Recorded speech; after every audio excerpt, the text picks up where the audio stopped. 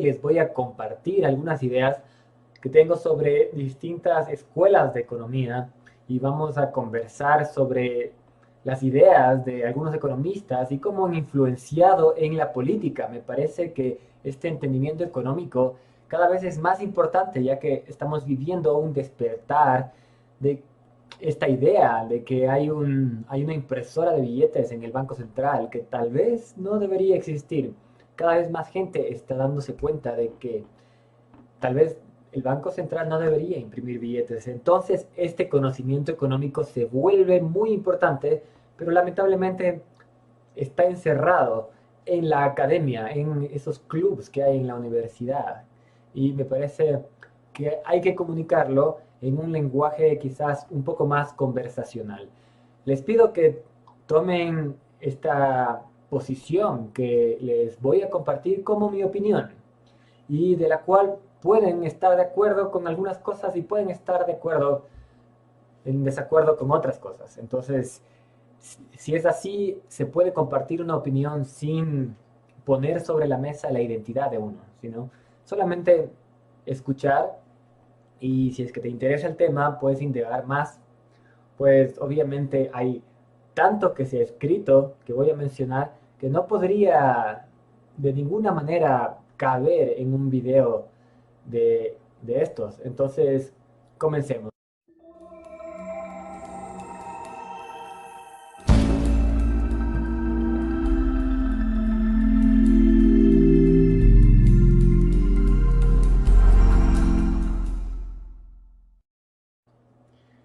La escuela marxista de economía se basa en las obras de Karl Marx, específicamente El Capital, en donde propone un sistema político en donde no haya explotación, ¿ya? Y eso causó un problema muy grande para el siglo XX, sobre todo, desde mi punto de vista. Y es que para Karl Marx el valor de las cosas, el valor de los objetos, viene de la cantidad de trabajo que tienen los objetos, ¿ya? Entonces, si es que el valor de los objetos viene de la cantidad de trabajo que hay ahí metido, entonces hay un robo por parte de la persona que vende este objeto a la persona que trabajó por producirlo. Porque en el instante que se hace esa comercialización del objeto, hay una plusvalía para Karl Marx y esa plusvalía significa un robo a las personas que realmente trabajaron por el objeto. Y a partir de la teoría de la plusvalía nace este concepto de la explotación. Y porque se da la explotación, nace esta teoría dialéctica materialista, se llama, de la lucha de clases. Entonces hay una lucha de clases entre los obreros y los capitalistas, en donde los unos les roban a los otros y luego se necesita el Estado para que solucione este problema y les dé a los obreros una real justicia. Toda esa teoría tiene un problema muy grave y de base, que es que el valor de los objetos no viene del trabajo que está aquí metido. El valor de los objetos viene de un entendimiento subjetivo del valor de las cosas. Por ejemplo, un whisky puede valer, si es que es un whisky añejo, mucho más que un whisky que no es añejo. Entonces, el whisky añejo tiene la misma cantidad de trabajo que el whisky que no es añejo, pero la gente valora más el whisky añejo. El valor de las cosas viene de una interpretación subjetiva de la gente con respecto a las cosas. Entonces, no hay explotación marxista. La explotación marxista en sí es un problema de comprensión profundo sobre el valor de las cosas. No, el valor de las cosas no viene del trabajo, viene de una interpretación intersubjetiva que se da en el mercado sobre las cosas. Y el problema con Marx es enorme porque a partir de ese error, boom, se complicó el siglo XX entero. Porque para justificar esta recompensa a los trabajadores, se crearon estados totalitarios, como ustedes pueden ver aquí está Stalin, en la misma foto, y eso es por algo, porque la redención del pueblo estaba en el Estado. ahora el Estado, el gobierno tenía que hacer o implantar la igualdad. Y ustedes saben cómo resultó ese experimento de igualdad. Ahora, sí hay cosas en la izquierda radical que son muy valiosas. Ahí está una cita de Mikhail Bakunin diciendo, cuando el pueblo está siendo golpeado con un palo, el pueblo no es más feliz si al palo se le llama el palo del pueblo. Y es que la izquierda radical sí mantuvo un escepticismo con respecto al Estado que es muy valioso. Y adoptaron otras formas de organización social en el comunismo bueno, en la izquierda más radical que no dependía del Estado, no tenía esta ingenuidad de que va a venir este gobernante y va a darnos igualdad a todos. No tenía esa ingenuidad, planteaban formas de organización que iban al margen del Estado y eso me parece valioso, como esta cita de Mikhail Bakunin. Cosas como Kropotkin también son interesantes. Ahora, hay cosas interesantes. Bueno, hay un rescate interesante por Hans Hermann Hoppe que está completamente al otro lado del espectro de esta teoría marxista de la dialéctica materialista, que es esta lucha entre clases que va a devenir en una síntesis. Esto viene de Hegel, ¿no? Y esa síntesis para Marx es una solución en donde la clase obrera va a ganar y se va a implantar el comunismo. Hoppe hace un rescate de esta forma de pensar y dice, hey, sí hay una lucha entre clases, pero la lucha entre clases no es en la clase obrera contra la clase capitalista, eso es solamente no entender el mercado, sino la lucha en verdad es entre la población y el Estado. Así lo pone Hoppe. Yo no estoy enteramente de acuerdo, pero me parece interesante ese rescate de la dialéctica materialista que hace Marx, o por lo menos de la lucha que hace Marx. Es un rescate por este filósofo llamado Hans Hermann Hoppe. También ya vamos a regresar a él. No estoy de acuerdo con todo lo que dice, pero eso me parece valioso. Ahora hablemos de la siguiente escuela de economía, quizás la escuela de economía más influyente en el siglo XX. Porque, bueno, Marx causó todo el problema que vimos en, eh, en Rusia con Mao Zedong, todo sale de esta teoría marxista de la explotación. Pero si es que ya se entiende que no hay explotación de por sí en el mercado, sino que hay una espontaneidad de relaciones de trabajo en donde el asalariado no está siendo explotado, sino que hay una relación voluntaria de contratos, entonces surge un nuevo acercamiento a la economía. Pues si es que el mercado no necesita del Estado para que sea regulado y que los precios sean justos porque el Estado los pone, entonces, ¿cuál es el rol del Estado? John Maynard Keynes trae un rol al Estado que me parece bueno, muy criticable, pero es lo más importante que sucedió en el siglo XX, que es el rescate de la teoría de que el Estado tiene que intervenir en la economía para incrementar el consumo. Y como incrementa el consumo, aumenta la demanda, aumenta el Producto Interno Bruto, entonces tenemos productividad y progreso. Entonces comienza a volverse primero se vuelve un vehículo del progreso, el Estado se convierte en una especie de deidad, es un acto mitológico creer en el Estado que nos va a traer progreso, pero la justificación científica la dio John Maynard Keynes. Y el problema de John Maynard Keynes es que no entiende cómo crece la economía no crece por el consumo, la economía crece por el ahorro. Ya vamos a llegar a la escuela austríaca de economía, en donde realmente se entiende que es el ahorro lo que genera crecimiento económico, no es el consumo. Y John Maynard Keynes les dio a los economistas una justificación para decir que el Estado tiene que actuar de diferentes maneras, con política fiscal y con política monetaria, y tiene que intervenir en la economía porque, según sus propias frases, en el largo plazo estaremos todos muertos. Entonces, John Maynard Keynes les dio al Estado también, al gobierno, una teoría económica que le permitía intervenir en la economía, le permitía intervenir de manera monetaria, imprimiendo billetes para generar demanda y para aumentar eh, el bienestar económico desde el punto de vista de la demanda, que es John Maynard Keynes, y esa justificación le dio a los bancos, hay que recalcar esto, les dio a los bancos una impresora de billetes.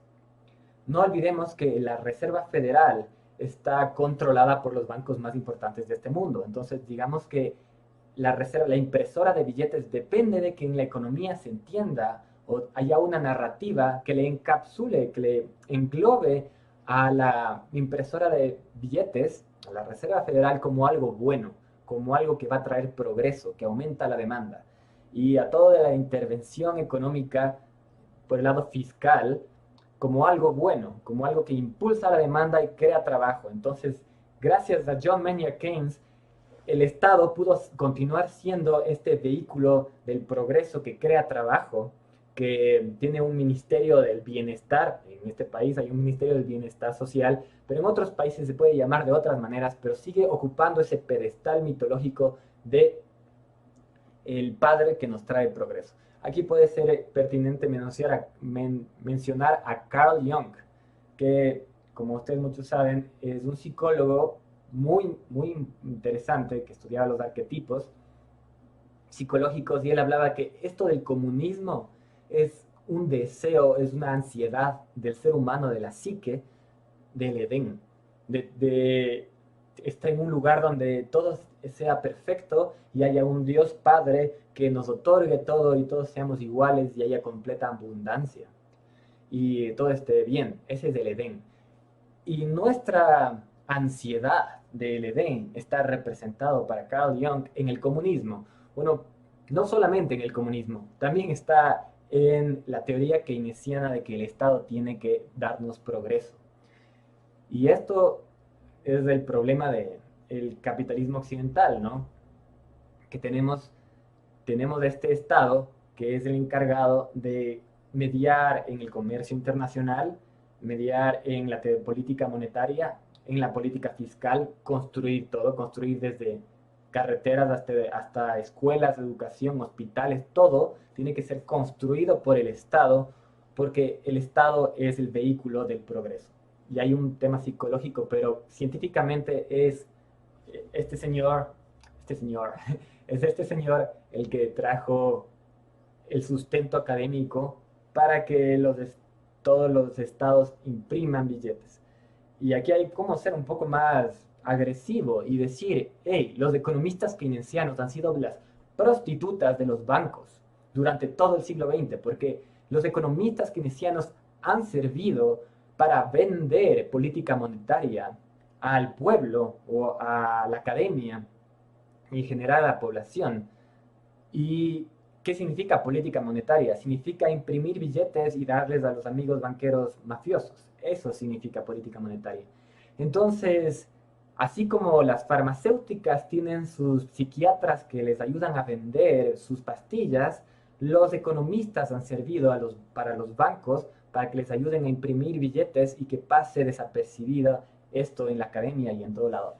Esto es gracias a los errores de la economía keynesiana. Ahora, no se ha terminado el problema ahí. Ahora tenemos algo que se llama la teoría monetaria moderna, que es una barra basada para mí. Es muy fácil de destrozar con argumentos y para eso le pueden escuchar a Juan Ramón Rayo o simplemente pueden apelar a su intuición. Estará bien que haya un ente que pueda imprimir la cantidad de billetes que sea para hacer lo que quiera con la economía y que sea el padre, sea ese ente, sea el vehículo en donde se va a imprimir la cantidad de billetes necesaria para que todos tengan un salario mínimo y todos viven igualitos. Esa es la teoría monetaria moderna. Tiene muchísimos problemas económicos, pero supongo que su intuición les va a señalar que no está bien. Justamente por eso existe Bitcoin, porque no está bien que haya una institución central que pueda imprimir la cantidad de billetes que quiera. Bueno, luego está la siguiente escuela de economía, que es muy interesante, es la Escuela de Chicago.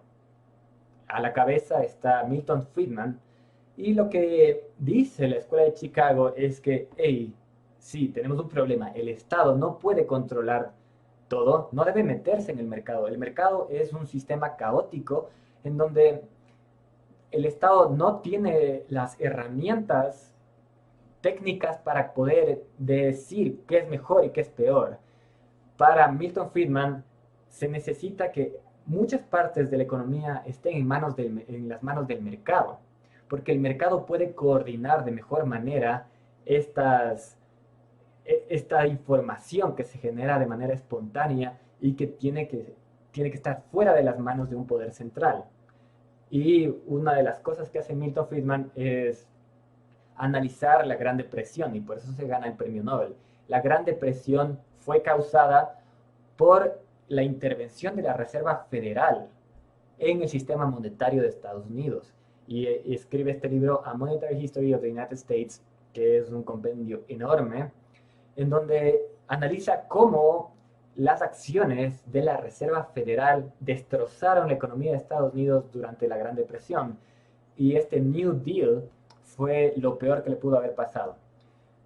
Es interesante como ver, durante la vida de Milton Friedman se fue volviendo más radical, hasta que al final llegó a creer que muchas de las cosas que él dijo que el Estado debería hacer, luego se retiró y dijo, hey, el Estado no tiene que hacer nada de eso, lo mejor es dejar al mercado que haga eso. Ahora, a Milton Friedman se le puede señalar de ingenuo, porque así como creía que el Estado tiene que ocuparse de algunas cosas, también creía que se puede controlar a esa bestia que es el Estado. Se puede tener un target de inflación, decía. Podemos imprimir suficiente cantidad de billetes como para que la inflación sea estable. Esa era su teoría. Pero en el fondo esa máquina política, ese monopolio, no puede ser controlado. Es un centro de poder y confiar en que la política se va a controlar a sí misma y se va a autorregular por la democracia es una ingenuidad. Y, y ahí estaba Milton Friedman siendo ingenuo de diferentes maneras. También creo que comete de ingenuidad, peca de ingenuidad al creer que las privatizaciones de lo que luego se va a llamar neoliberalismo, que en el fondo creo que no significa nada, estas privatizaciones van a estar vacías de mafias. Vamos a analizar eso después, ¿ya? Pero, y por eso se le achaca muchísimo a Milton Friedman el tema de Chile, del problema de las privatizaciones y de la mano dura de Pinochet en contra de Allende. Y este creo que es el pecado de toda la escuela de economía en general, y es que se la pasó debatiendo y yendo en contra del socialismo. Y por ir en contra del socialismo se justificaron acciones muy graves como todo el gobierno de Pinochet. Y esta dicotomía socialismo-capitalismo gobernó el siglo XX, cuando en verdad, en el fondo, hay un problema de centralización de poder o descentralización de poder en la izquierda o en la derecha, y no importa en cuál lado estés. Entonces, la privatización de las cosas puede venir de la mano también de mafias en el sector privado, de manos duras, quizás dictatoriales, que desaparecen personas. Entonces, ¿de qué estamos hablando? Estamos hablando de muchísimo poder centralizado en la derecha también. Y por obvias razones, Milton Friedman ha sido criticado y su neoliberalismo, que no significa mucho en términos técnicos, ha sido obviamente destrozado por el socialismo del siglo XXI, y ahora tenemos una dicotomía de nuevo súper falsa, que es el socialismo del siglo XXI contra el neoliberalismo, y eso es todo lo que existe para muchas personas, o por lo menos si es que tú lees un periódico normal, te enfrentas a eso. Por suerte, las escuelas de economía han ido más allá de todo lo que les acabo de decir, y existe algo llamado la escuela austríaca, de Economía. La Austríaca de Economía realmente entiende la economía. Gracias a Dios, ellos existen porque traen algo de sensatez a todo este tema de la economía. La Escuela Austríaca de Economía viene se llama austríaca porque hay algunos pensadores que son austríacos, pero también hay que recalcar la Escuela de Salamanca, viene también de una influencia de España y de los escolásticos de Salamanca. Y plantean cosas muy claras, muy precisas, y es increíble cómo en cada argumentación que hay, la Escuela Austríaca de Economía siempre termina destrozando a el keynesianismo, a la escuela monetarista de Chicago o al marxismo. Aquí está Karl Menger, él fue el que planteó la teoría de que el valor es subjetivo, de que las cosas no tienen un valor por la cantidad de trabajo que tienen ahí metidas, sino que el valor en el mercado es subjetivo. Y eso significa que hay información en el mercado que tiene que dejarse nacer, tiene que dejarse organizar y orquestar de manera espontánea. Friedrich Hayek habla mucho sobre, bueno, Bastiat también es excelente, tienen que leer Bastiat, tienen que leer a todos ellos. Hayek habla sobre esta fatal arrogancia. Miren, es la arrogancia que tiene el gobernante de saber, de creer saber qué es lo que el pueblo necesita.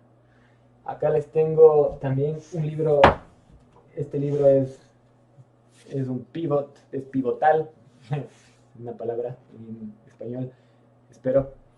Human Action, de Mises, de Ludwig von Mises. Bueno, ¿qué estudia, qué propone en un inicio? Una de las cosas principales de la Escuela Austríaca de Economía es que la información no puede ser recopilada, no puede ser capturada por el Estado. La información que se genera en este proceso cataláctico que es el mercado. No puede el Estado saber cuál es el precio adecuado de la manzana. No puede el Estado saber si es que el pueblo necesita un puente o si necesita una escuela. ¿Cómo sabe el Estado dónde ocupar esos fondos, esos recursos? No tiene la información suficiente para saber dónde ocupar los recursos, ni cuál debería ser el precio de las cosas, porque todo eso viene de un proceso caótico y esa información es tácita y está en los emprendedores, está en los empleados, está en la gente que participa del mercado. Y si es que desde la ignorancia del Estado se tiene esa arrogancia de creer saber qué es lo que el pueblo necesita, se va a devenir inevitablemente en una dictadura. Entonces, Hayek, otro premio Nobel, tiene también otro libro que se llama El camino a la servidumbre, que es este análisis de cómo el Estado se va adjudicando más y más cosas a sí mismo porque tiene esa fatal arrogancia de creer saber qué es lo que el pueblo necesita, cuál es el precio adecuado de la leche. Eso no puede saber el Estado. Me parece interesante. Algo que hay que recalcar es también, algo que pasó en 1928 de Stalin. La nueva política económica fue reemplazada, yo sabía que era de Lenin. Sí, es algo que implementó Lenin porque cuando Lenin aplicó toda esta teoría marxista, obviamente la economía se quedó sin los incentivos primero, eso también habla Mises, y todos los economistas austríacos, sin los incentivos para producir adecuadamente y sin la información sobre qué producir. Entonces se convirtió ahora sí en algo totalmente desorganizado y no había y descontrolado la economía. No es de sorprenderse que si es que el Estado entra a regular algo, hay totales desbalances en la economía.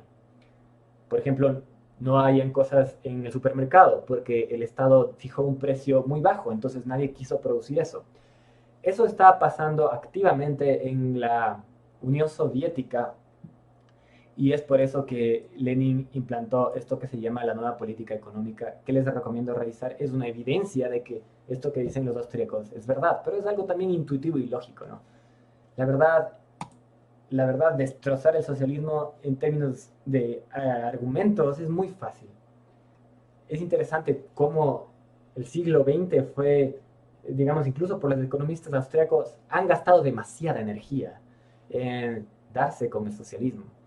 Y es porque, claro, hay un interés político en generar socialismo, porque el socialismo le da justificación política a los dictadores, a el Estado para crecer, a cosas, personajes como Hugo Chávez. El socialismo le da un pedestal al gobierno, entonces es conveniente para el gobierno toda esta ideología. Pero creo que ya es hora de dejar de debatir contra el socialismo, porque simplemente no tiene forma de, de autosustentarse, ¿no? También cerca de la Escuela Austríaca de Economía está esta escuela que se llama Public Choice, de James Buchanan, otro premio Nobel. James Buchanan lo que hace es analizar la política y los incentivos que tienen los políticos. Me parece interesante. Hay que entender que si es que va a hacer una crítica a los economistas, como lo que voy a hacer ahora, hay que entender que estamos parados sobre gigantes. Son personas que, Amartya Sen también, son personas que han estudiado esto a profundidad. Obviamente en un video no voy a poder resumir lo que dicen, solo les puedo recomendar, hey, aquí hay algo interesante, el Public Choice de James Buchanan. William Easterly, él es otro gigante. Este es un libro que les recomiendo muchísimo, The Elusive Quest for Growth. ¿Ya? William Easterly estudia el crecimiento, la ayuda internacional, las economías del tercer mundo, cómo podemos hacer para que la economía del tercer mundo, un país, crezca. Él trabajaba para el Banco Mundial, trabajaba con el real y genuino interés de ayudar a la gente y salió desencantado totalmente del Banco Mundial y tiene una constante lucha contra los líderes autoritarios en el África, porque han llegado 300 billones de dólares al África, según lo que me acuerdo y de su libro, y no han generado mayor crecimiento, sino han sido repartidos entre diferentes líderes corruptos. Entonces, qué es lo que realmente genera crecimiento económico? William Easterly lo estudia, entonces lo bueno es que genera muchas conferencias que tienen que escuchar si es que les interesa este tema del crecimiento, de del progreso. Y William Easterly llega a la conclusión de que no es el Estado, obviamente tiene muchos lazos con la Escuela Austríaca de Economía, no es el Estado lo que puede generar progreso.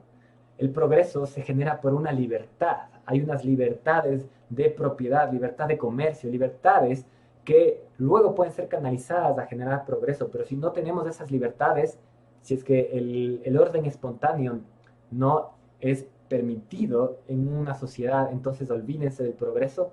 Y ahí está William Easterly diciendo, hey, dejemos de creer que podemos generar progreso solamente donando miles de millones de dólares a países. Tiene críticas a Bono, que es el cantante de YouTube, y a otras personalidades importantes porque ayudan a que se generan muchos millones de dólares de ayuda y lo canalizan a través del Estado. Y esos miles de millones de dólares terminan siendo mal utilizados. Y así es como tenemos lo que está pasando en África, pero también puede ser aplicado lo que dice a otro tipo de cosas, no solamente a los líderes autoritarios africanos, sino también a las democracias sudamericanas y de todo el mundo, porque en el fondo hay un entendimiento de qué es lo que genera progreso. Me parece muy interesante él y seguir también lo que él estudia, ¿no? También dentro de el ámbito de la economía austríaca hay algo que ya entendía esto que se venía, que era el Bitcoin. Aquí está Lawrence White, con quien he conversado en persona también. Él, él estudia esto que se llama free banking y cómo funcionaban las monedas antes de que lleguen la Reserva Federal y que lleguen los bancos centrales. Y hace 200 años no teníamos bancos centrales. Y como no teníamos bancos centrales, podíamos producir moneda. Había diferentes bancos que producían moneda y generaban equilibrios de mercado en donde tú no podías imprimir las monedas que quieras porque el mercado iba a comenzar a ahorrar en las monedas de alguien más, del banco de al lado. Entonces esa competencia por un rato funcionó, en donde las monedas se autorregulaban y no existía este paradigma de que había un país con su moneda propia, otro país con su moneda propia. Es interesante estudiar el nacimiento de las monedas por países. Creo que está implícitamente vinculado con la guerra.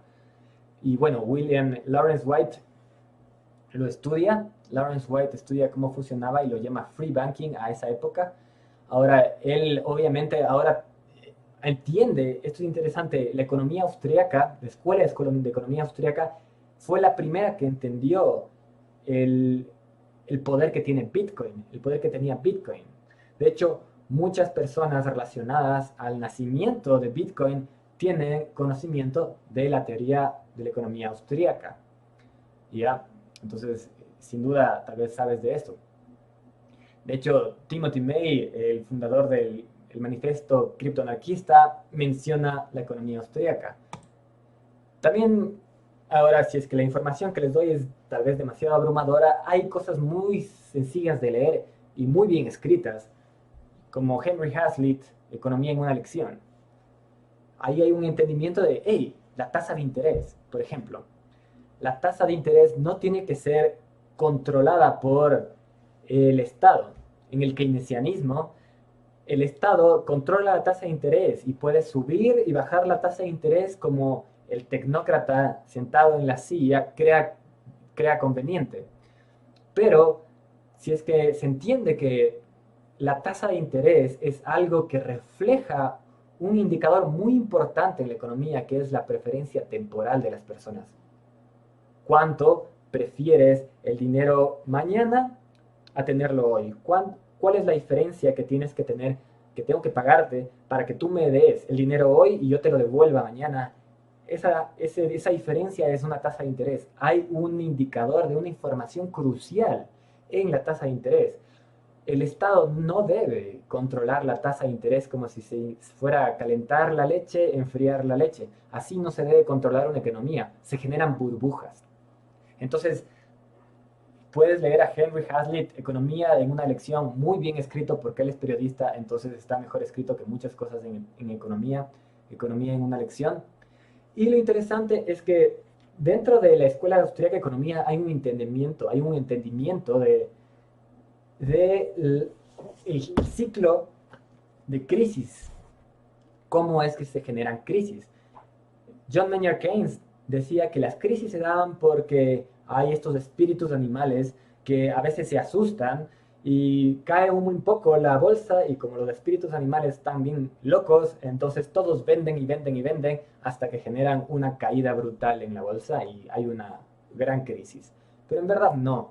En verdad, si quieren un entendimiento completo de por qué hay crisis en este mundo, hay que estudiar lo que dice la Escuela Austríaca de Economía. Roger Garrison tiene unos gráficos chéveres, también le conozco en persona, y pueden estudiar Roger Garrison, aquí no le puse, pero vamos a buscarle.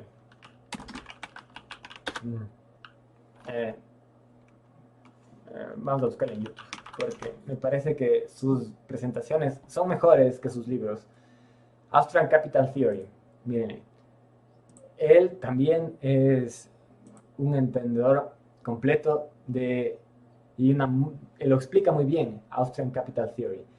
Hey, ¿cómo se generan las crisis? No se generan por esto que dice John Maynard Keynes, se generan porque hay una inyección de dinero en la economía. Hay un completo desbalance que genera el Banco Central al manipular estas tasas de interés y a inyectar dinero en la economía. Eso infla burbujas y estas burbujas generan créditos, inflan industrias enteras. A veces no van solamente con dinero, sino también van acompañados de políticas fiscales, como lo que pasó con Freddie Mac, ya no me acuerdo, en el 2008, que eran políticas que generaban inflación, o sea, que se haga una burbuja de una industria completa, en este caso la industria inmobiliaria en el 2008. Y luego, cuando la llave se cierra, la llave de dinero se cierra, ese boom tiene que caer y hay un bust, así le llaman. Entonces, las crisis, este ciclo de crisis, de crecimiento y crisis, se da por razones económicas estudiables y que comprende la economía austríaca. Si quieren también pueden leer así algo más grande, The Elgar Companion to Austrian Economics, de Peter Beckett, que también le conozco. Él es, ahí, miren, para estudiar hay muchísimo, pero aquí hay como unos artículos especiales sobre los diferentes temas, ¿no? Y bueno, eso ya es para ustedes si es que quieren entrarle con fuerza, ¿no? Pero también pueden ver las conferencias que da Roger Garrison sobre este ciclo.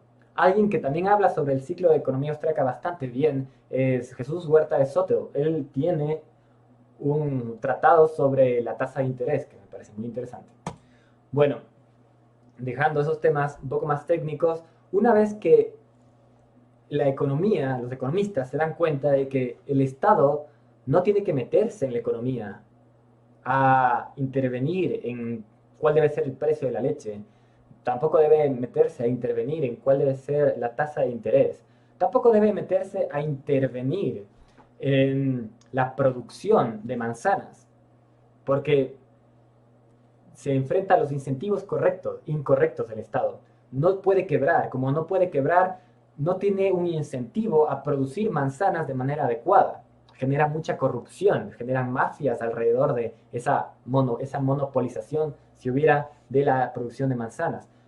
Y eso se puede ver en la historia, en la experiencia de la Unión Soviética, en China, ahora en Venezuela, cuando el Estado se mete en una industria, destroza esa industria, genera incentivos incorrectos, mafias alrededor, y bueno, termina esa industria totalmente, digamos, podrida.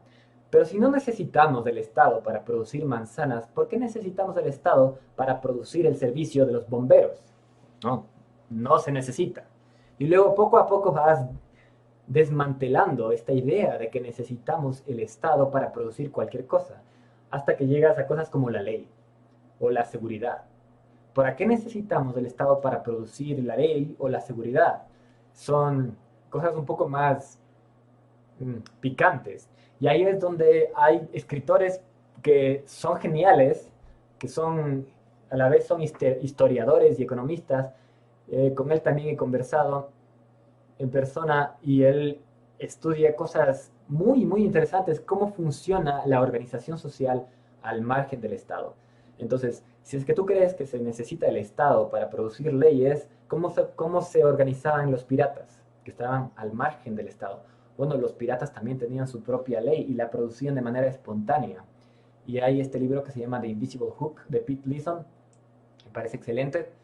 También pueden leer un poco más diverso a Anarchy Unbound de Peter Leeson, también excelente, que irás porque yo le tenía autografiado y lo perdí. Y ahí menciona algunos casos en la historia en donde sin el Estado se han generado diferentes servicios que ahora creemos que tienen que darse porque el Estado es la única institución que nos puede dar. No. El Estado está ahí ocupando la producción de esos servicios y porque el Estado está ocupando la producción de esos servicios, entonces no podemos ver cómo esos mismos servicios fueran producidos si es que no existiera el Estado. Eso es interesante. Bueno, hay algo, bueno, si quieren también está La maquinaria de la libertad de David Friedman, hijo de Milton Friedman. Él va mucho más radical que su papá y analiza ya matemáticamente por qué el Estado es ineficiente y por ende es innecesario. Y ahí está La maquinaria de la libertad de David Friedman, muy interesante. Y obviamente también tienen que leer a Murray Rothbard. Les recomiendo algo como La anatomía del Estado, que claro, es muy interesante lo que hace Murray Rothbard, poco a poco analizando qué es lo que hace el Estado, cuáles son las consecuencias éticas de la existencia del Estado, en qué ética se asienta el Estado, se asienta sobre una coerción. Y poco a poco te vas poniendo más anarquista, ¿no? Y lo que es interesante es que el conocimiento económico vaya inclinándose cada vez más hacia el anarquismo. Y bueno, llegas a cosas como Hans Hermann Hoppe, que escribe también, me parece lo interesante de él, me parece ese acercamiento a la democracia y por qué siempre gobiernan los peores. Democracy, The God That Failed, es un buen libro de él y analiza, hey, ¿por qué gobiernan los peores? Porque para tú estar en esa posición de poder, tienes que haber hecho algunas concesiones éticas, como gastarte el dinero de alguien más en un viaje a Cancún, digamos. Tú recibes dinero de la gente, pero en vez de dedicarlo a la gente, te quedas el 10% y te vas a Cancún. Esa posición tiene que tener una ética en la persona, o sea, genera una posición de corrupción. Entonces siempre gobiernan los peores. Y eso es interesante de Hans Hermann Hoppe, aunque no comparto con él mucho de lo que dice aparte de eso, esto es interesante. Y bueno, ya mencionamos a Roger Geisel.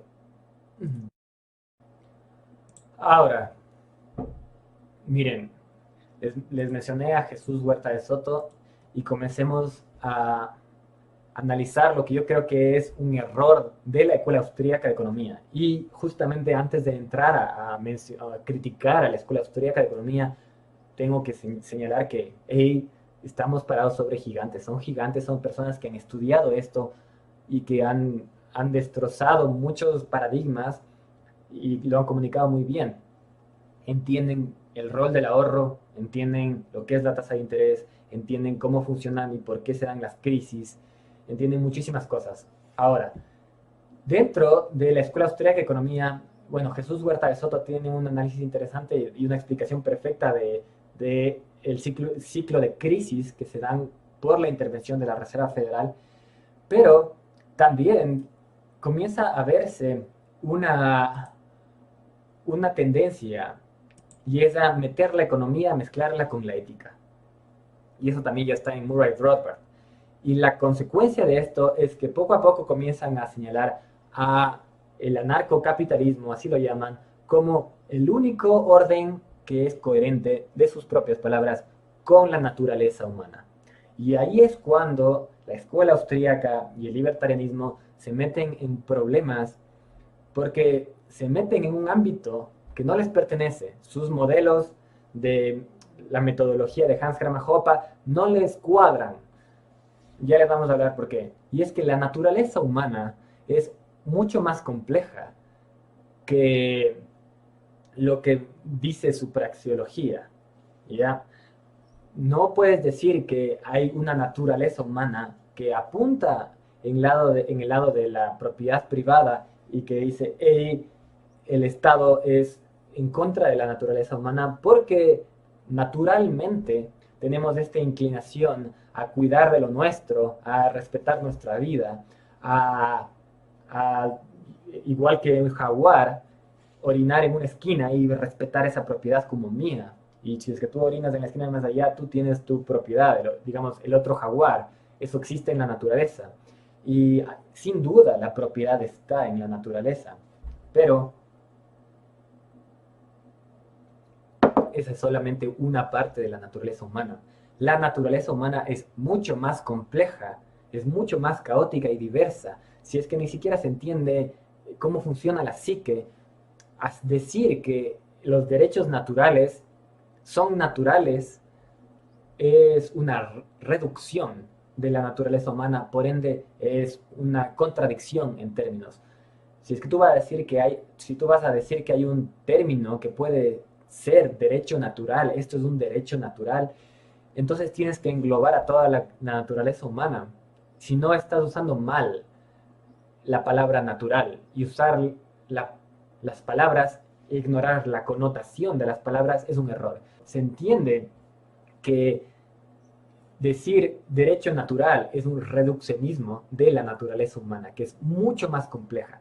Nosotros tenemos dentro de nosotros esa voluntad de cuidar por lo nuestro, por nuestra vida, por nuestra propiedad, pero también tenemos dentro de nosotros la guerra, tenemos la agresión, tenemos aves, tenemos a todo esto que nos lleva a pelearnos. Entonces, dentro de nuestra naturaleza también está lo contrario, está la agresión. Y no solo es dualista, sino es diversa nuestra naturaleza. Entonces, decir que hay unos derechos naturales es un terrible reduccionismo de la naturaleza humana. Murray Rothbard, que tienen que leer, obviamente, si es que les interesa el tema, en La ética de libertad también caen en el mismo problema, y es que ponen todo este análisis muy válido del Estado y lo vinculan con una aseveración ética, que es que la propiedad privada es natural, por ende, lo contrario es irse en contra de la naturaleza humana, y eso es un problema, es meterse en la psique, es meterse a analizar la naturaleza humana del poder, etcétera, etcétera. Entonces, ese reduccionismo es un error por parte, desde mi punto de vista, de Rothbard y de todos los libertarios. Lo que es interesante es que, bueno, aquí les doy otro ejemplo de Hans Hermann Hoppe, ya se comienzan a ir bien radicales, en este caso ya son bastante radicales al respecto del orden natural, como si hubiera un orden natural. Y Y es otro tipo de arrogancia, creer que hay un orden natural. No, no hay ningún orden natural. Somos un caos dentro de nosotros. Somos diferentes instintos que jalan en diferentes direcciones. ¿Ya? Somos gregarios y dentro de nuestra gregariedad tenemos guerra, tenemos agresión. Entonces no hay un sistema que pueda ir con respecto, sea coherente con la naturaleza humana. Eso viene de una interpretación o una influencia hebraica monoteísta de la psique humana. Los monoteístas, y aquí ya me metí en otro tema, pero el monoteísmo te incita a pensar en bien y mal. Y cualquier cosa que no está bien está mal, y solo hay estas dos cosas dentro de la naturaleza humana, lo divino y lo del diablo. Entonces, esa influencia llega hasta Murray Rothbard, sin duda, y le incentiva a pensar en que lo que es natural está bien, y es la libertad, la propiedad, etcétera, etcétera, y lo contrario es el diablo, y está mal, y es antinatural. Esa forma de ver la psique creo que es un error, y tal vez un entendimiento más profundo de Carl Jung, de James Hillman, son, podría destrozar esa idea, ¿no? Viene de Tomás de Aquino, eh, entre otras cosas, ¿no? Viene de Tomás de Aquino, que tiene esta idea que me parece revolucionaria dentro del pensamiento de la época, de que Dios nos dio unas libertades y esas libertades pueden ser utilizadas y el ser humano es libre de utilizarlas. Y está bien, pero digamos, ya estamos muchos siglos después. Y esto se ve también mucho en los discursos de Jesús Huerta de Soto. Pueden ver Anarquía, Dios y el Papa Francisco y van a entender a lo que me refiero. Ya Jesús Huerta de Soto lo pone muy claro, y es bueno que lo ponga claro porque ahí se entiende la confusión de Jesús Huerta de Soto. Dice, ok, el único sistema coherente con la naturaleza humana es el anarcocapitalismo y el Estado es el diablo. Entonces ya se entiende por qué Jesús Huerta de Soto piensa así, y es que tiene esta dicotomía plantada en su mente, y este reduccionismo de la naturaleza humana. John Locke detrás, ¿no? Viene desde obviamente hace siglos, pero está la idea de John Locke, y está bien, es buena, ayuda a esta libertad, pero no hay que tomarse esas ideas como si fueran la naturaleza humana en sí. Holísticamente, ¿esa es toda la naturaleza humana? No, no es toda la naturaleza humana. Ayn Rand también, digamos, está bien si tienes un hijo de 16 años y quieres darle algo interesante de leer, pueden leer a Ayn Rand, pero hay que ir mucho más allá de eso. Ayn Rand trata de ubicar su sistema de libertad, y ya no pueden ponerlo de manera divina, teológica, porque están en un siglo de la racionalidad, ¿no? Entonces tratan de explicarlo con un lenguaje más racional, y ese lenguaje más racional es decir, oye, tú tienes derechos sobre ti, yo tengo derechos sobre mí, entonces tú tienes derechos sobre lo que tú produciste y yo tengo derechos sobre lo que yo produje, entonces el sistema coherente con la naturaleza humana es el capitalismo. Así lo pone en Rand, pero esa lógica es muy simple. No hay una naturaleza humana ahí con vista de manera completa. No vivimos en la isla de Robinson Crusoe. Y bueno, Ayn Rand ni siquiera era anarquista, y aquí lo digo muy directamente, a los anarquistas nos llamaban, o les llamaba Ayn Rand hippies de la derecha, pero tiene una revalorización interesante del empresario, que me parece entendible y adecuada en un siglo en donde todo lo empresarial era burgués y estaba mal, y esa es una especie de resaca a todo este socialismo que nos complicó la vida en el siglo XX. Pero bueno, hay que ir mucho más allá de eso. Miren, Hans Hermann Hoppe se da cuenta de que hay un problema con la teoría del iusnaturalismo. Así se llama esta teoría de que hay un derecho natural. Y Hans Hermann Hoppe creo que se da cuenta, por eso escribe este ensayo que se llama La ética argumentativa, en donde menciona la palabra difusa, refiriéndose a la naturaleza humana, y por ende plantea una maraña de argumentos en donde dice, ok, hay una ética argumentativa. Si tú tienes el derecho a hablar, yo tengo el derecho a contestarte y yo estoy implícitamente aceptando el derecho sobre tú y tu lengua y tu capacidad de hablar y tú estás implícitamente aceptando el derecho sobre mí, mi lengua y mi capacidad de hablar. Entonces se entiende que hay un derecho natural o una ética performativa, así le explica, y eso viene de Habermas, pero no nos metamos más en eso, no tiene sentido. ¿Ya? No puedes derivar derechos del acto del hablar y decir que esos son los derechos, porque tú tienes la capacidad de hablar. Esa es una voluntad racional, pero la racionalidad no tiene por qué ser natural. Es un reduccionismo de nuevo de la naturaleza humana. En fin, no hay derechos naturales. Así de simple, no hay derechos naturales. Estamos en este mundo en donde no hay un sistema que sea natural. Hay diferentes tipos de sistemas que se pueden dar en diferentes etapas de este mundo, en diferentes lugares de este mundo. La psique es caótica, es flexible, es plástica. Puede ser natural tener un rey y creer que porque el rey sacó la espada de la piedra, ese es el rey. Y puede ser natural darle todo el poder al faraón. O puede ser natural estar en anarquía, y así pasó en Islandia, del año 800 al 1200, 400 años de anarquía. También puede ser natural muchísimas otras cosas. Entonces no hay una ley natural, ese es una acercación, es un acercamiento desde mi punto de vista, es un acercamiento teológico a algo específico. Ayn Rand también alude mucho a Aristóteles, que es interesante porque Aristóteles hace una revalorización de la mente humana y de la capacidad humana de deducir y argumentar y deducir. Y entonces ya señalando a Aristóteles, Ayn Rand cree que lo soluciona todo, pero no. No, para Aristóteles también la naturaleza ocupaba un lugar divino. Y, y esa divinidad le da una especie de dogmatismo a la ley natural que creo que ha sido heredada hasta Murray Rothbard. Tal vez ya me puse técnico o muy filosófico, pero eso es lo que yo creo. No hay una ley natural, por ende, toda esta idea del anarcocapitalismo me parece que falla, porque si no se asienta en la ley natural, entonces hay que ver un poco más allá del anarcocapitalismo. Aunque hay que leerles a todos ellos y entender que son personas que son gigantes y que son filósofos muy importantes que hay que leer, pero hay que ir más allá. Miren, ¿a qué es lo que llega la idea de la libertad? Llega a esto: el Estado es malo, el mercado es bueno. ¿Por qué?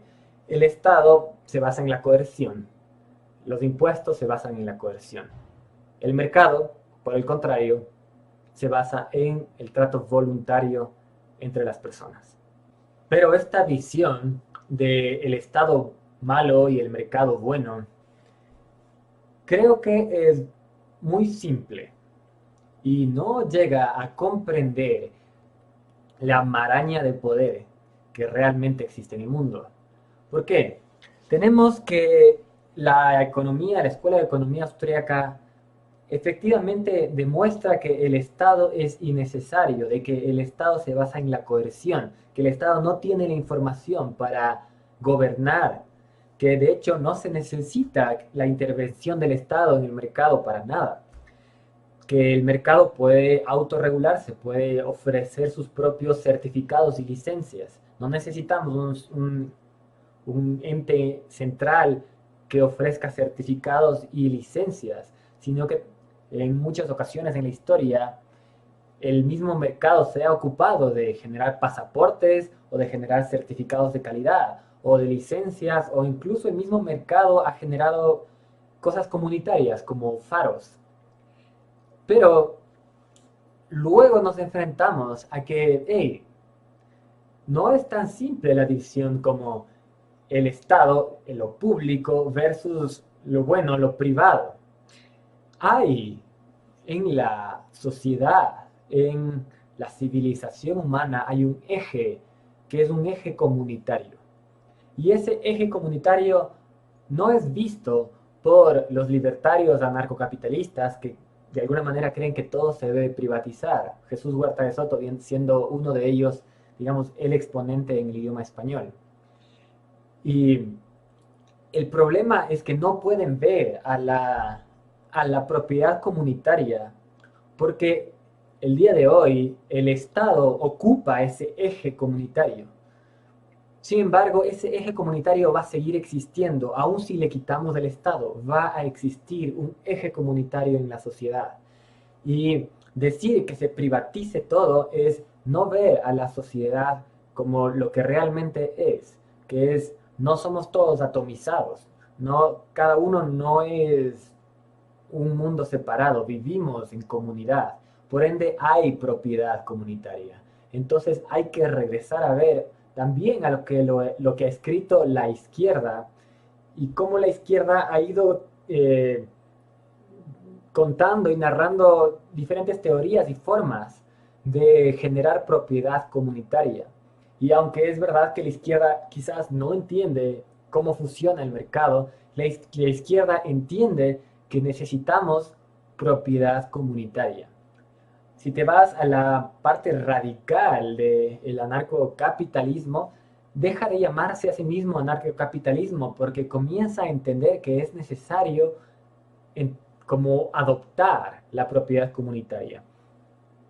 Un ejemplo es el parque de la urbanización. El parque de la urbanización es una propiedad comunitaria. El guardia de el edificio es una propiedad comunitaria. Está manejado de manera comunitaria. Hay reglas que se deciden con una democracia directa, pequeña, en un edificio que rigen sobre la seguridad, sobre la jardinería del edificio. Entonces hay propiedad comunitaria constantemente. Y no verlo es solamente un síntoma de que tenemos la mente dividida en estado bueno, estado malo, mercado bueno. Y ese es un problema. Pero es un problema que va mucho más profundo. La idea del principio de no agresión tiene en su núcleo esto de que el Estado es malo y el mercado es bueno. Y que todo sería excelente si es que sería, digamos, otra vez eh, digno del Edén, que vivamos en un lugar donde no hay agresión y donde cada uno tenga su propiedad y sea atomizada la relación humana. Pero en verdad no es así. En verdad se necesita propiedad comunitaria y dentro de la propiedad comunitaria hay agresión, hay un acuerdo sobre unas leyes que rigen sobre esa propiedad comunitaria y hay una agresión porque hay un entendimiento. Digámosle, yo no estoy de acuerdo con la idea de un contrato social que no firmé nunca, pero sí hay un acuerdo tácito en una urbanización, en cuidar el, el parque de la urbanización. Entonces, si lo extendemos a todo el mundo, supongamos que vivimos en un mundo voluntarianista, totalmente sin Estado, ¿podría un chino comprarse voluntariamente el Everest y voluntariamente cortarle por la mitad? No es tan sencillo. Eso voluntariamente podría darse, pero ¿qué pasa con una tradición de miles de años que mira al Everest como un templo? Porque un chino se compró el Everest, ¿puede partirlo por la mitad? No. Debe haber una forma en que la sociedad ejerza coerción y se asegure de que se cuide el Everest o cualquier parque natural del cual estamos hablando.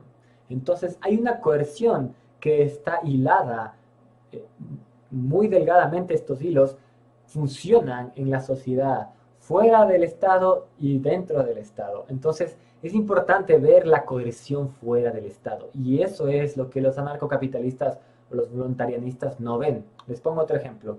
En una sociedad anárquica, voluntaria, en donde todo sea voluntario, un billonario podría voluntariamente comprar todo el uranio que quiera y voluntariamente podría construir todas las bombas atómicas que quiera, voluntariamente, ¿no? Pero no, de alguna manera tenemos que ejercer coerción sobre este billonario que quiere construir todas las bombas atómicas y comprar todo el uranio en esta idea, y de alguna manera la comunidad tiene que ejercer coerción sobre la voluntad individual de este billonario hipotético. Entonces, este es solo un ejemplo de cómo la coerción no está bien entendida por este paradigma de el Estado bueno, el mercado malo. Este principio de la no agresión no es suficiente. Es más, tan insuficiente es que puede ser una cortina de humo que no nos deja ver el mundo de manera adecuada, no nos deja diseccionar el poder de manera adecuada. Y así es como tenemos a muchos capitalistas haciendo esto. Enjoy anarcho-capitalism con el símbolo de la Coca-Cola. Y aquí Revolution, etcétera, etcétera. ¿Por qué utilizamos el símbolo de la Coca-Cola? Porque estas personas creen que la Coca-Cola representa al sector privado y por ende es buena. Y el sector público es representado por la idea del cobrador de impuestos. Por ende es malo. Coerción versus voluntariedad. En verdad, este es un paradigma muy incompleto. La Coca-Cola, si te metes a investigar más, ha tenido muchas ventajas por parte del gobierno de Estados Unidos durante siglos, durante todo el siglo XX. La Coca-Cola tuvo ventajas para importación de azúcar, para la producción de azúcar, tuvo tratamiento especial en muchas ocasiones, tuvo lazos con empresas que literalmente desaparecían personas en Guatemala, en Nicaragua, la United Fruit Company y otras, no solo esas dos. Entonces la Coca-Cola ha sido una empresa que se ha asentado sobre un modelo estatal. De hecho, el capitalismo no es muy separable en sí de la coerción que ejerce el Estado. Y esta forma de ver no puede ser accedida por las personas que creen que el Estado es bueno y el mercado es bueno y el Estado es malo. No pueden analizar el mercado a profundidad porque tienen esta cortina de humo que se llama principio de no agresión. Entonces lo privado, bueno, no ven la mafia fuera del Estado. La Coca-Cola se beneficia del lobby que hace a la FDA, la Foods and Drugs Administration. La Foods and Drugs Administration controla lo que se vende y lo que no se vende como una comida sana. Y la Coca-Cola se beneficia de, digamos, las regulaciones laxas que la FDA da con respecto al tema del azúcar. Quizás si es que no hubiera un monopolio de la certificación de la comida en la FDA, no habría una bebida tan popular con tanta cantidad de azúcar y que cause tantas muertes de diabetes como la Coca-Cola, y no fuera dueño de Papá Noel y no hubiera reemplazado al rito que hacemos al sol en Navidad con un gordo, con un reno. Entonces ese es el poder de la Coca-Cola, pero los capitalistas no lo ven. El hecho que no lo vean es un síntoma de que su paradigma es insuficiente.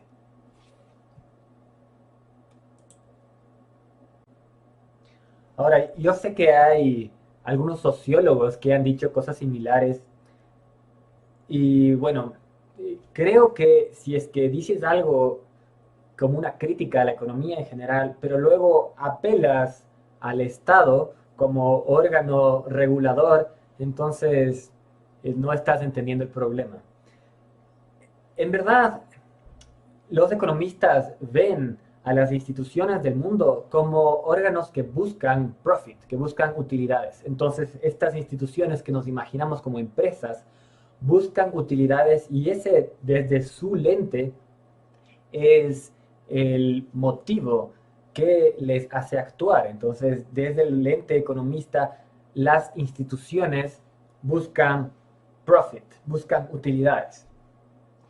Pero en verdad la realidad es que las instituciones están compuestas por personas. Esas mesas de directivos están compuestas por personas que pueden tener otros motivos más allá de la utilidad que pueda ganar esa corporación o esa entidad. Hay algo que olvidé mencionar y es que el Estado ha generado un marco legal en donde tienen que entrar las organizaciones humanas. Entonces, sí, hay algunos filósofos de izquierda y de derecha. La verdad es que esa separación izquierda-derecha no tiene sentido ya a estas alturas. Pero hay filósofos que han señalado cómo la corporación es un producto de una legislación. Y esa legislación estatal le da forma a la interacción humana y le empaca en una corporación.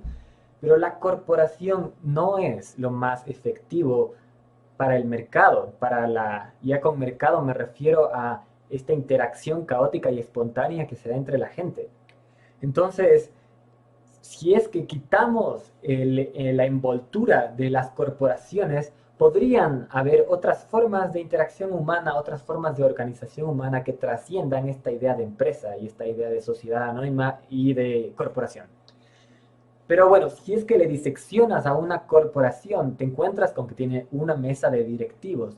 Esa mesa de directivos está compuesta por personas que no tienen por qué tener la motivación que supuestamente tienen los accionistas, que son la utilidad. A los accionistas les importa la utilidad y supuestamente la corporación tiene que responder a los accionistas. Pero no es así. ¿Dónde está el real poder en una corporación? Y ahí es donde hay que trascender esta visión de instituciones que buscan utilidad. En verdad, detrás de esta capa de instituciones hay otras capas más profundas.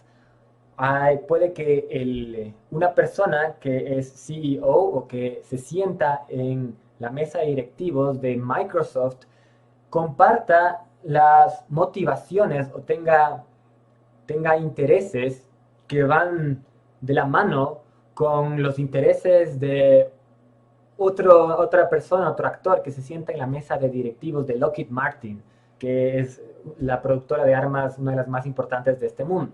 Entonces, la motivación de las personas detrás de las corporaciones no es la utilidad, no necesariamente es la utilidad. Puede que hayan motivaciones más profundas.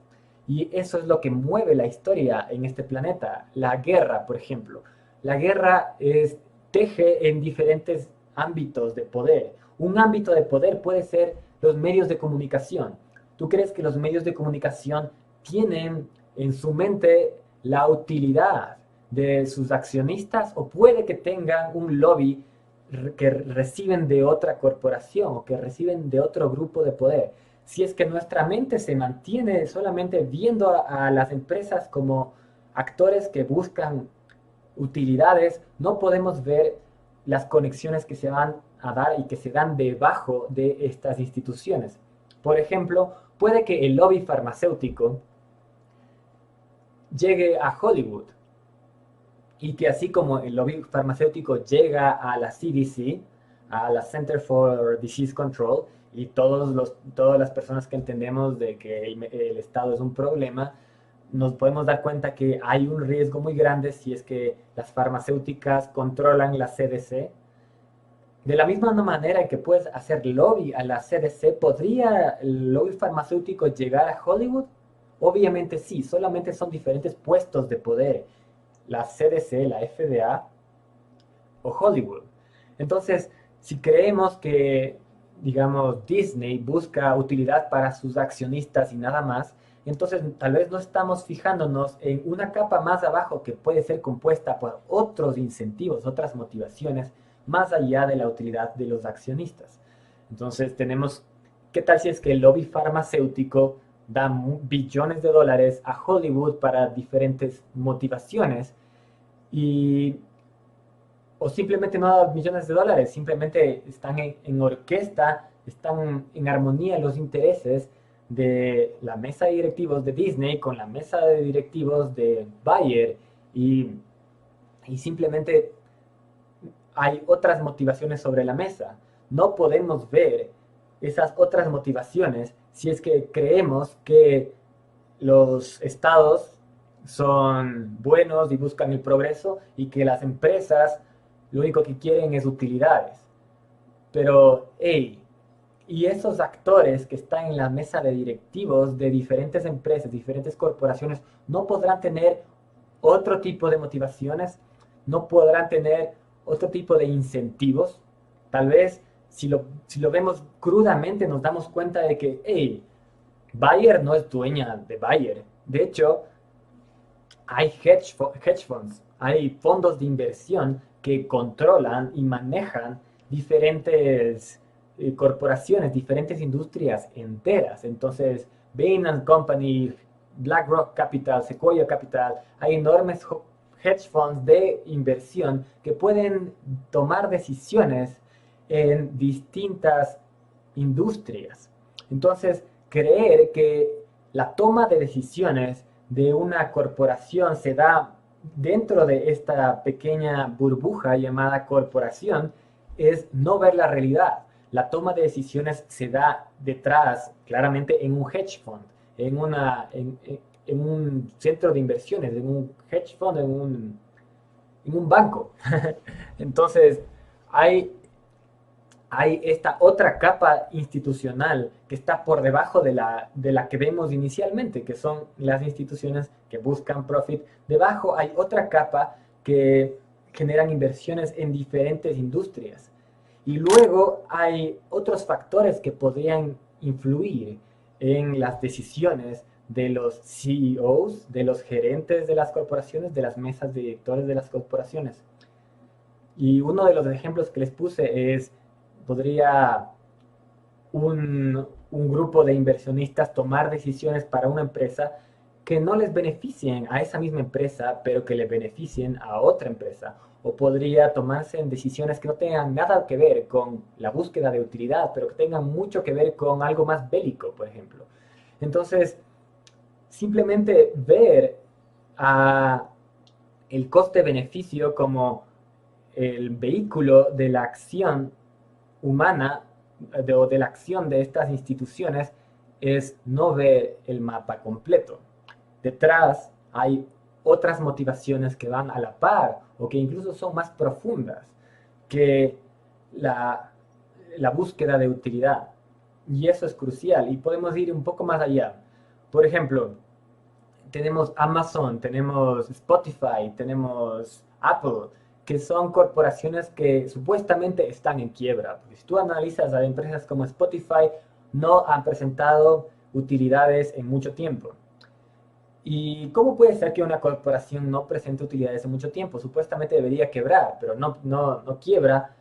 Y hay unos incentivos mal puestos, obviamente, para que una corporación no presente utilidades, porque el rato que presenta utilidades tiene que responder a los accionistas y también tiene que pagar impuestos, etcétera, etcétera. Entonces hay unas motivaciones mal puestas, pero en el fondo puede que haya otros incentivos. ¿Qué tal si es que el dinero en sí no es lo más valioso? Eso está fuera de la visión de los economistas. ¿Qué tal si los datos son lo más valioso? Entonces, hay otro nuevo factor que hay que meter en la ecuación. ¿Qué tal si es que hay una motivación más eugenésica detrás de las acciones de una corporación? Y ya no importa si es que gana dinero o no gana dinero. ¿Qué pasa si es que el control es la motivación de una corporación? O la hipnosis, o el hecho de venderte una guerra y convencerte de que el malo es ruso y que Capitán América es bueno. ¿Qué tal si es que las motivaciones de estos actores en el mercado no tienen que ver con la utilidad? O tienen un poco que ver con la utilidad, pero tienen mucho que ver con otras cosas. Entonces, se se ve que hay una segunda capa, hay una tercera capa, hay más capas, mucho más abajo de la simple utilidad que reporta una empresa. Y eso creo que no ven los economistas. Y no ven los economistas austríacos, no ven los economistas keynesianos, pero los marxistas. Entonces, y si es que algún economista, digamos, de izquierda lo ve, apela lamentablemente al Estado como ente controlador, como si todavía tiene ese mito de que el Estado es bueno y no ve la cobertura mitológica de la bandera de la patria. Y cree que de alguna manera el Estado somos todos y que el burócrata tiene buenas motivaciones. No se da cuenta que lo que hay que hacer en el fondo, lo que hay que hacer en el fondo es descentralizar el poder en el mercado o en el Estado. Porque la centralización de poder se puede dar tanto en el Estado como en el mercado. En el Estado solamente es más evidente y más fácil de destrozar con argumentos económicos porque es más evidente la centralización de poder en un monopolio como los bomberos. No necesitamos un monopolio de bomberos. Tampoco necesitamos un monopolio de la producción de la moneda. Eso es fácil. Es más, yo creo que los economistas austríacos han perdido ya demasiado tiempo debatiendo en contra de los socialistas. Pero bueno, creo que va a seguir siendo así porque el socialismo es un discurso fácil y un discurso adecuado si es que quieres vender un cambio político. El político se beneficia de ofrecer más cosas gratis, entonces el socialismo pega, es fácil de vender. Entonces la economía en general está encapsulada en ese debate del siglo XX, pero cuando la economía va a implementar en su discurso análisis de esto que les cuento, de que hay más capas en este mundo que solamente la utilidad de las empresas. Si te pones a ver hechos como que Goldman Sachs compró bonos de Maduro, de que la PDVSA vendió miles de millones de dólares de petróleo a Estados Unidos, comienzas a darte cuenta que hay una telaraña de poder detrás de la simple capa institucional. Para ver esa telaraña de poder tenemos que ir más allá del paradigma privado, bueno, estatal, malo. No, privado también puede ser malo. Privado puede albergar una centralización de poder muy grave. Puede que el Estado ni siquiera guarde la mayor cantidad de poder. Puede que la mayor cantidad de poder esté en otro lugar. Puede que esté en los bancos. Puede que realmente esté en la producción de armas. ¿Y qué tal si es que el Estado solamente se endeuda con los bancos para comprar armas, pero no sabemos cómo funciona esa telaraña de poder? No ver esa telaraña de poder es un síntoma de ese principio de no agresión que no nos deja analizar bien, que no nos deja entrar al sector privado con una lupa y estudiar esas relaciones de poder a fondo. ¿Qué tal si es que nos damos cuenta de que hay corporaciones muy grandes que nos han vendido la guerra? Y de que detrás de estas telarañas de poder hay personas. No son instituciones, no es Bain & Company, no es BlackRock Capital, tampoco es Disney, no, son personas y esas personas tienen familias y esas familias actúan con respecto a ciertos ideales. Entonces, hay un análisis extra que se le tiene que dar. Entonces, y ahí es cuando obviamente llega la idea de conspiración y la gente se sale corriendo cuando escucha el término conspiración porque significa un análisis que no puede hacer o que se requiere mucho periodismo o que quizás está contaminado de todo tipo de ideas, pero es un análisis que tiene que darse porque es lógico que si es que la mafia funciona con carteles, hay conspiraciones. Entonces, y también tener el mundo dividido, una consecuencia de esto es tener el mundo dividido en países. Creer que la geopolítica funciona en países es no darse cuenta. Primero es tener la idea de que el Estado es un vehículo del progreso, es como un dios moderno el Estado, como antes podía haber sido digamos, Apolo o no sé, algo así, ahora le prestamos nuestra fe al Ministerio de Economía y creemos que el Ministerio de Economía tiene que proteger nuestras empresas y tiene que dividirnos. Argentina es una cosa, Chile es otra cosa, aunque Neuquén está en la mitad, pero están divididos por el Estado. Entonces, ver ese mapa dividido ya es un síntoma de que tienes un paradigma que no funciona para entender el poder en este mundo. Pero también ver la sociedad dividida en empresas es un error. Creer que Facebook y Twitter son competencia. Hey, puede que BlackRock Capital, me estoy inventando aquí, sea dueño de las acciones de Facebook y de Twitter. Puede que haya un poder detrás de Facebook y de Twitter que esté comprándole los datos a las dos empresas y que la razón por la cual estas empresas tecnológicas no reportan utilidades es porque están vendiendo datos o es porque todo lo que importa son los datos y que esa visión economicista de analizar la utilidad de las cosas y la productividad de las cosas en términos de utilidad en dinero sea insuficiente. Y si es que no tenemos los datos incluidos en la ecuación, simplemente no vemos el mapa completo y no nos damos cuenta de que no hay una real competencia entre Coca-Cola y Pepsi. Es decir, puede que los dueños de Coca-Cola sean los mismos dueños de Pepsi, o puede que el poder en Coca-Cola sea manejado de la misma manera o por los mismos actores que los que tienen inversiones en Pepsi. Es solamente frenar la visión en una cobertura institucional y esa visión frenada ahí no deja ver el real juego de tronos que está ahí detrás. Y así es como, si es que tú vieras ese juego de tronos, podrías darte cuenta que en verdad hay algo que se está moviendo detrás. Hay una construcción de un estado tecnocrático entre las corporaciones y los gobiernos que es muy sospechosa. Huawei está poniendo 5G en Europa. Supuestamente Huawei era chino y te das cuenta dónde realmente está el poder en este mundo. Si es que quitas ese velo institucional, donde la toma de decisiones que se da en un lugar de decisiones cruciales, importantes, no viene de un centro que, digamos, tira unos hilos.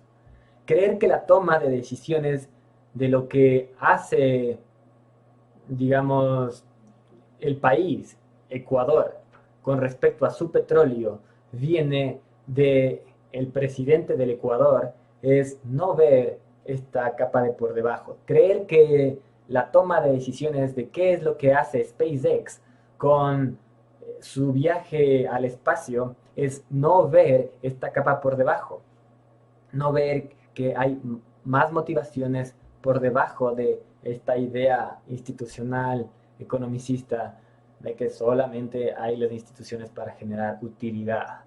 Bueno, creo que esto ha sido bastante. Podemos conversar al respecto. Si es que estás de acuerdo con lo que digo o si es que estás en desacuerdo con alguna de las cosas que dije, por favor, coméntalas, conversamos, no hay ningún problema. Si quieres, si es que sabes del tema y quieres plantear un debate, es muy bienvenido.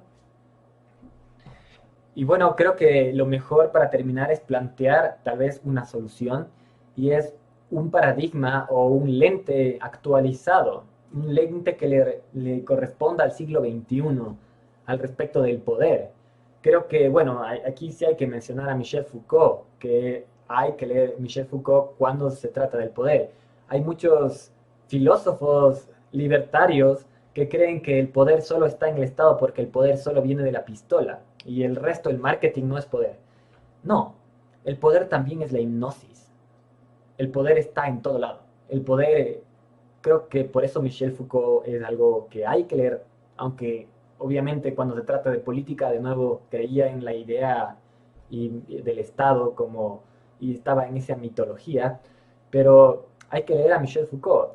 Y bueno, el foco adecuado es la idea de descentralizar el poder donde quiera que esté.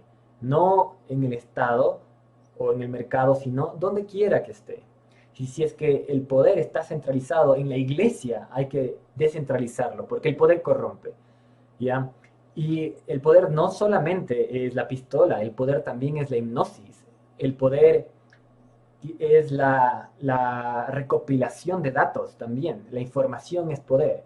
Y si es que no se incluye el poder entendido de una manera holística en el nuevo paradigma o en un paradigma de entendimiento de la sociedad, se puede cometer el error que cometen ahora los economistas de no ver todo, de no darse cuenta de que lo que están haciendo al espiarte o al vigilarte estas corporaciones más poderosas que los gobiernos, me refiero a Google, lo que están haciendo es construyendo el sitio del arquitecto de Matrix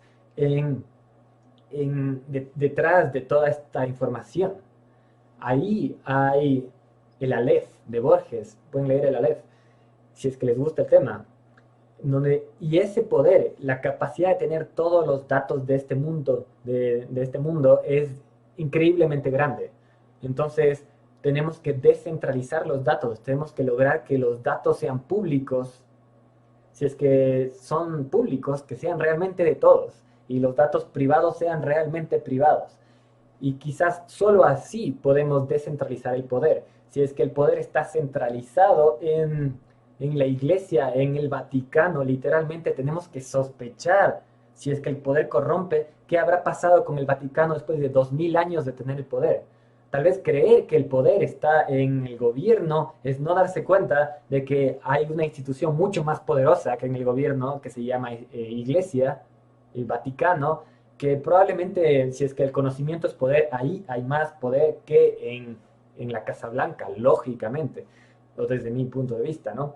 Entonces, y tal vez ni siquiera está ahí el poder. Eso es lo más interesante. No podemos saber dónde está el poder porque tenemos una capa institucional que no nos deja ver, pero podemos entrar con análisis periodístico a investigar. Podemos darnos cuenta, hey, ¿cuáles son las familias que producen armas?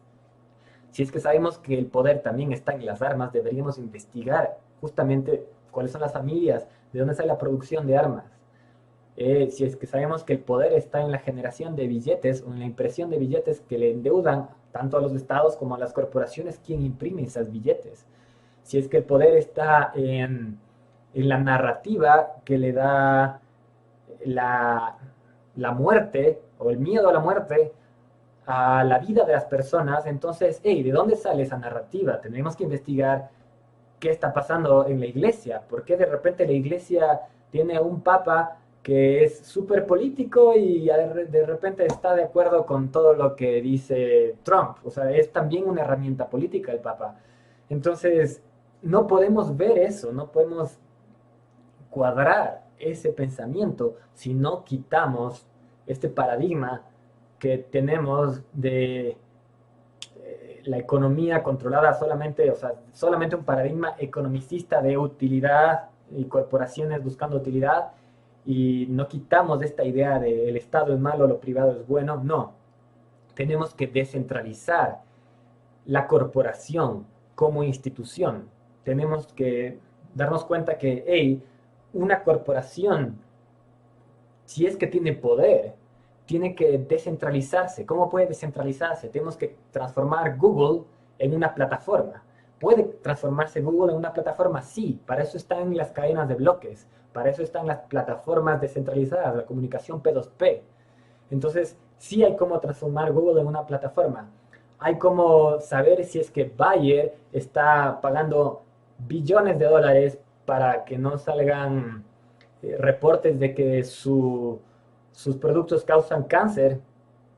Sí, hay como descentralizar a Bayer. Sí, podemos transparentar una corporación si es que la convertimos en algo más plano y transparente. Con cadenas de bloques se puede hacer, sí se puede hacer. Entonces, hay una... Es interesante cómo se puede estrechar las manos de lo que plantea la economía austríaca y lo que plantean los mutualistas y las personas de la izquierda que traen ideas de cooperación y de aplanar las jerarquías, que es interesante. si es que vamos a tener las jerarquías muy así, no nos va a importar eso porque es privado y no es estatal, entonces no nos damos cuenta que el poder corrompe y puede corromper también en Google y en Facebook y puede corromper en la British Petroleum y en la United Fruit Company y en Bayer, en Monsanto. Entonces tenemos que darnos cuenta de que hay un nuevo paradigma y ese nuevo paradigma puede estar dominado por plataformas, por instituciones abiertas, por comunicaciones P2P, por inversionistas, por otro tipo de inversiones, por crowdfundings, por contratos inteligentes, por transparencia en las transacciones y en la contabilidad de las corporaciones que ahora les vemos como corporaciones, pero podrían ser algo más.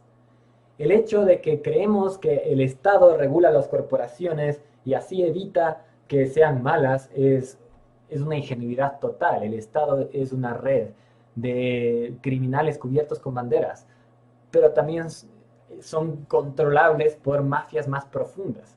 Entonces, eso hay que implementar en nuestro paradigma, hay que darse cuenta de que el presidente no tiene el poder, que es imposible que una decisión tan fuerte como invadir Irak sea tomada por un loco que está ahí por 4 años. No, esas decisiones son tomadas en unas mesas de reunión que están detrás de el presidente. El presidente como imagen se lleva nuestra visión, se lleva nuestra atención y funciona de títere, pero también de teatro. Entonces, si es que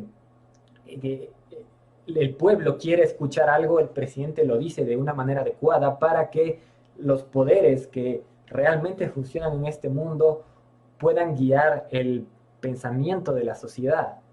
Y esto te das cuenta si es que estudias realmente el tema de las conspiraciones. Entonces, es difícil ponerlo todo sobre la mesa, pero las personas que estudian a las conspiraciones son periodistas que realmente saben bastante. Realmente hay un facilismo que les afecta tal vez, ¿no? Ya cambiando un poco de tema, hay un facilismo de que se dice que, ok, esta persona es una conspiranoica, entonces todo lo que dice es falso. Todo lo que creen alienígenas y como creen alienígenas ya la Tierra es plana y ya, no hay que tomar en serio a las personas que hablan de las conspiraciones. No, más bien ese es un facilismo mental para evitar una investigación que tiene que darse. La Tierra no es plana y yo no creo que los alienígenas dominen el mundo, pero sí hay conspiraciones y sí hay hilos detrás de los poderes visibles en este mundo. Lo que quieren esos hilos, lo que quieren esas mesas de conversación, investiguen sobre Bohemian Grove, sobre Bilderberg. ¿Qué significa la existencia de un grupo como Bilderberg para la democracia? Significa que nuestros votos son un ritual de anestesia social y nada más, porque las decisiones se toman en Bilderberg. ¿O qué? Entonces, es algo lógico que hay unos hilos que están detrás. Y nosotros lo que deberíamos hacer es implementar ese conocimiento en el paradigma que utilizamos, en el lente que utilizamos para estudiar el mundo y podríamos darnos cuenta de cuáles son las reales motivaciones. Ahí comienzas a entender, hey, si es que hay pedofilia en la política, ¿por qué? Si es que hay un movimiento en tal cantidad de corporaciones hacia el tema de los impuestos del carbono, ¿por qué? Parece que hay una agenda. Comienza a dar sentido la idea de tener agendas, la idea de que si tú controlas varias industrias con tus hedge funds de inversión, entonces, ¿cuál es tu motivación? Surgen motivaciones geopolíticas que pueden ser legibles si es que realmente estudias esos movimientos. Entonces, ahí es donde yo creo que se puede cambiar y se puede mejorar el ente que estudia el mundo y se puede trascender esta cortina de humo de la cual les he hablado bastante ya. Bueno, eso hermanos y hermanas que son curiosos y son curiosas, porque la verdad para haber visto todo esto, tienes que tener una curiosidad, una inclinación hacia adelante, hacia estudiar el mundo, que me parece muy importante, porque el que entiende lo que le rodea toma mejores decisiones.